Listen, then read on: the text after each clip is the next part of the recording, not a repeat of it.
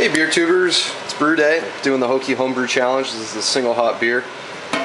Have my strike water heating up for the mash. I treat my water with Camden tablets. So what I do is I have maybe 5.5 gallons of water in there. I'll use one of these to mash it up. And then that'll treat my water for all the chlorine and stuff. It's actually pretty good. The tap water here is pretty good brewing water, as long as you filter out the chloride, chlorine kind of stuff. And then over here, yeast starter's going. You can see how poofed up that is. These guys are happy, ready to go. Just sitting in some water, just kind of keep it as constant temperature as I can for them, and then once in a while I'll swirl it around. So that's the first step here, and we're going to mash in a bit. Okay guys, so what I did is I threw some of that strike water in my mash tun just to warm it up. So when I pour everything in, it'll remain constant temperature as I can get it. So I added in some of this pH stabilizer stuff into my strike water. That'll help me keep a good pH level in there for conversion. And I'm going to try mashing in just by myself, which is always tricky, since ideally you have a mixture of water and grain going in at the same time.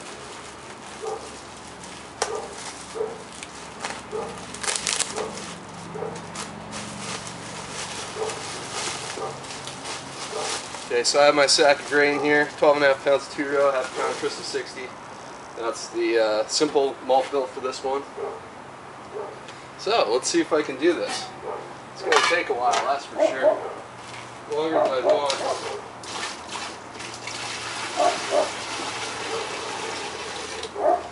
The goal is to hit 152 on our mash temp. If I hit between 150 and 154, I'll be happy.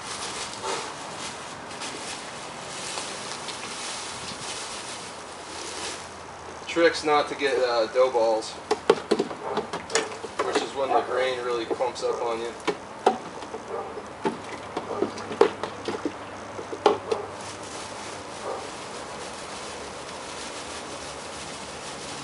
Just want an even kind of mixture of water and grain. Not too much grain per amount of water. Kind of want a soupy oatmeal kind of like consistency with the water and the grain. I'll get a close up here in a bit, but I need to get some more water in there.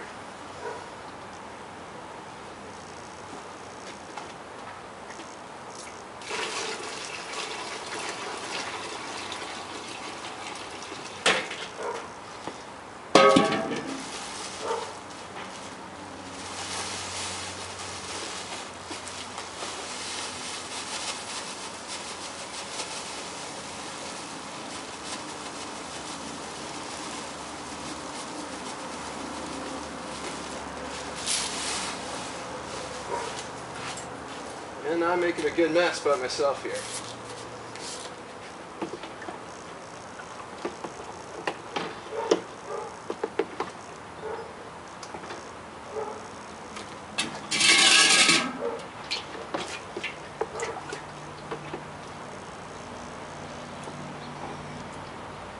No dough balls yet, so that's good. Yeah, it's a warm day. Okay, so here's what we're doing. Here's the consistency. I didn't pour all my strike water in because I was kind of shooting between 1.5 quarts a gallon, between 1.5 and 2 quarts a gallon for this one. You definitely, if you're doing bigger beers than this, will have a thicker mash. I usually go as low as like a 1 1/4 for like imperial beers. This one's only going to be about, what, 6% or so. So I'm going to turn this off, get a temp, and see where we're at, see if I have to add warmer water or colder water to the mash. Okay, so I got my mash tun all covered with a fairly thick blanket. I hit 151, which is about where, it's good enough. So we're going to let that go for an hour, and I got to figure out what time it is so I know when we're going to be done. Okay, next step is heating up my sparge water. I'm only going to batch sparge this, but this is my kettle that I have with the faucet on it, and that will allow me to fly sparge if I want to. But this batch, I'm not really too worried about efficiency. If anything, if I'm low, then the hops will shine through a little bit more.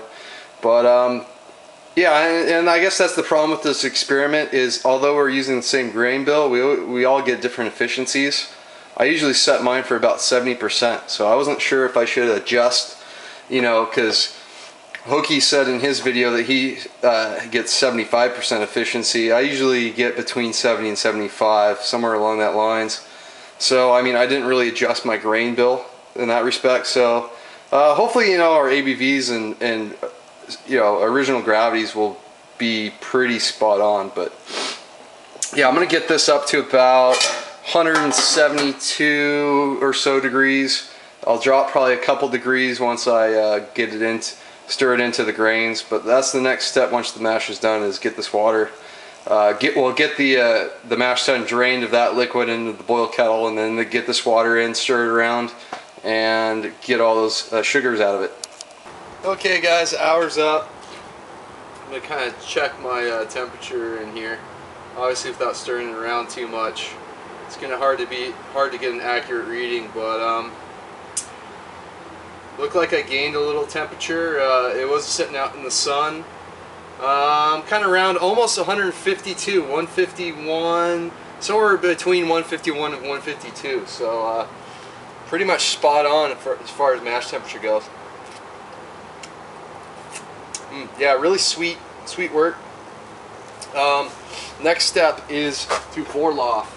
Vorloff is just a process of setting the grain bed and getting all the gunk that's settled to the bottom, get that up out of wherever your manifold is, because we don't want a stuck sparge.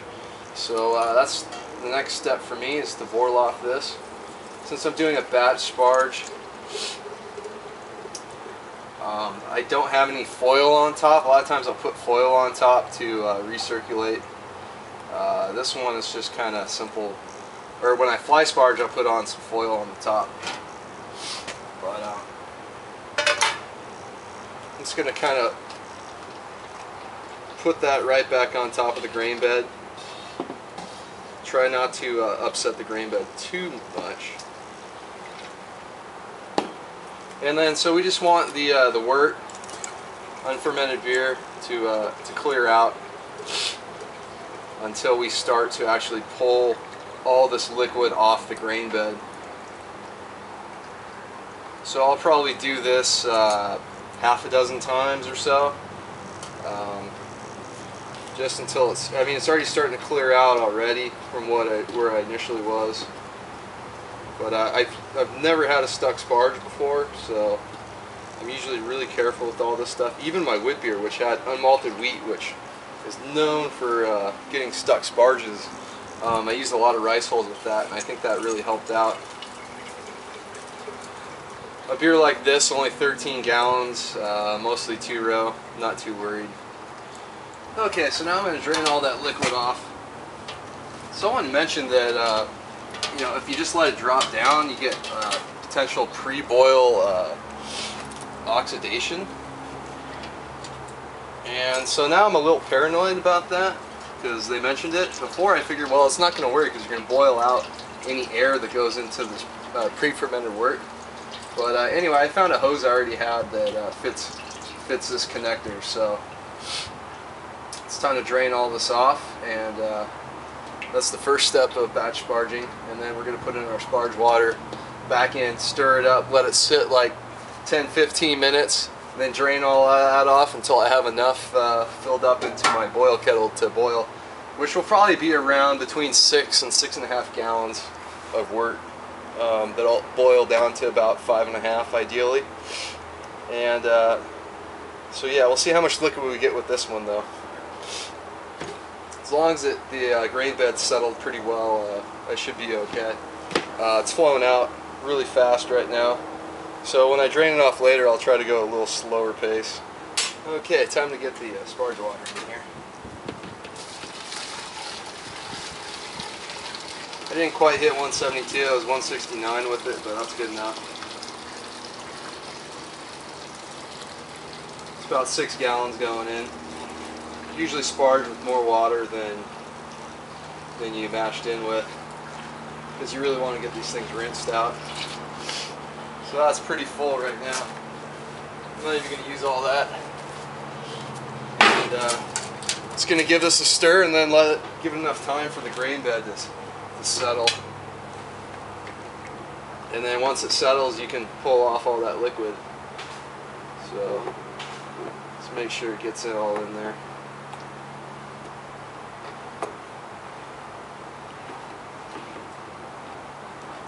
Get it all stirred around. So yeah, you kind of mash out with this sparge water. Set your grain profile, or your sugar profile, so to speak, with the beer. How dry it might be, how many residual sugars. So I'm going to close that up, let it go about 10-15 minutes, and we'll come back for the next step. Alright, you have the boil going. I pretty much just did the same process I just showed you. I vorlofed, which is recirculating the wort. Then I filled up my boil kettle up to about 6 gallons, and now we're going to get up to a boil, get the hops in there, and all the other good stuff. Hey guys, so I just got up to a boil. It's really gentle right now because I just added my first hop addition. 1 1/4 ounce of imported, let's get that out of the sun, imported New Zealand Motueka, I think is how you pronounce that. An ounce of that for this packet. It's $3, so it's pretty expensive stuff, but it is imported. So I got a really gentle boil to start here because I don't want to boil over while I'm filming. But here's the info on the back. So 8.6%. Lifted lime, tropical fruit, so it's actually similar to Saaz. Think Saaz, but with tropical fruits. So it sounds really awesome. Looking forward to seeing what this does in this beer. So we're gonna give that an hour, and then in half an hour we're gonna add our next addition, and then I'll get Whirlfloc and New Nutrient and my wort chiller in at 10 minutes, and in 5 minutes we'll finish up the hops. So that's the schedule. Okay guys, so I don't know how well you can see that with the reflection, but this is my brew timer that I got for my Android phone. So it lets me tell me how much time I have for each hop addition and whatever else I'm going to add in there. So 30 minutes, we're going to add in an ounce of Motueka. So this is our 30-minute addition, which we're going to add in 5, 4, 3, 2, 1. So you hear the beep over there. That lets me know that next hop addition's ready to go in. Now, personally, I don't ever add 30-minute additions to my beers, so this is something a little different for me. I usually just go 60 or 90 or 75, whatever the bittering hop is, and then I usually don't add anything till maybe 15 minutes to go in the boil at the earliest. Usually I'll just do a lot of really late hop additions. I'll do maybe a 5-minute addition and something at flame out. So anyway, this will be interesting to see. It smells phenomenal.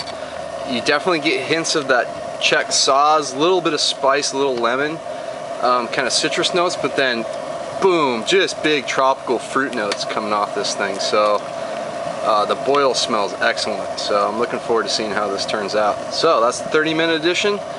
And we'll be back with 10 minutes to go for not hops, but something else I'll show you.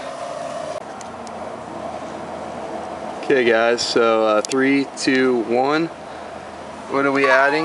We're adding this slurry I concocted. That's my Whirlfloc tablet and yeast nutrient. So that's going to go in right now at 10 minutes.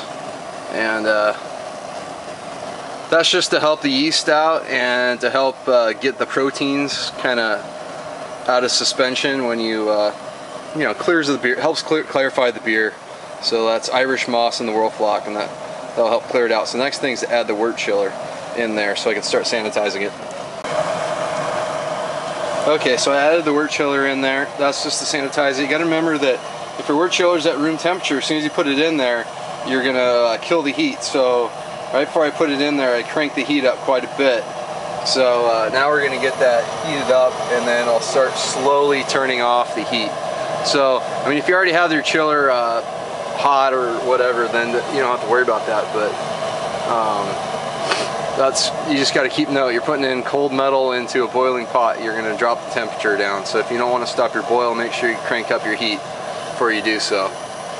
So just a little tip there, and probably boiling off just about perfect now. I'm actually going to probably go drop the intensity of my boil down a little bit, because I think I'm boiling off as well as I want. So next up is Lost Hop Edition for flame out. Okay, 5, 4, 3, 2, 1. That's the sound. So 5-minute edition. This is 3/4 ounce. The Motueka in there. Normally I would have, if I would have used the same amount of hops, I would have used that ounce at about this time, and then I'd probably use about that 3/4 at 5 minutes, and I'd probably use like a full ounce at the end, just to get a lot of aroma and flavor, you know, and retain as much of that as possible, so you don't boil it off. So 5 more minutes, or less than 5 minutes now, and this thing's getting shut off, and then we're going to cool it down as fast as we can. So oh yeah, why am I using these little hop bags? Well, just to make it easier on cleanup, a little less particles to filter out when you transfer over to the fermenter. And since I'm not doing a secondary on mine, I'm just going to dry hop after primary once most of the fermentation is complete. So that's kind of the other reason to help clean that up. A little less messy this way. Perhaps you get a little less efficiency on the hops. I'm not entirely sure on that one, but it definitely makes for a less easier cleanup. Okay guys, we're chilling down, coming out of the faucet into my copper chiller, and then I'm gonna use that water that goes into that kettle and water my plants with it, so we're not completely wasting it. I always try to, you know, make sure that I haven't watered before I start brewing, because I'm going to use all that extra water that comes out of this chiller to water, you know, my hot plants or my cacti or succulents or something. So I recommend you try to do that, so you're just not throwing water down the drain, just cooling off beer, or in this case it's wort, sorry, not beer yet. I haven't added the yeast and I haven't fermented it yet, but that's going to be the next step once we cool down. But I got another trick because I have really warm groundwater here, and I'll show you that next. Okay, of course they're making noise and sawing and stuff while I shoot my last little bit, but okay, here we go. Ice bath time.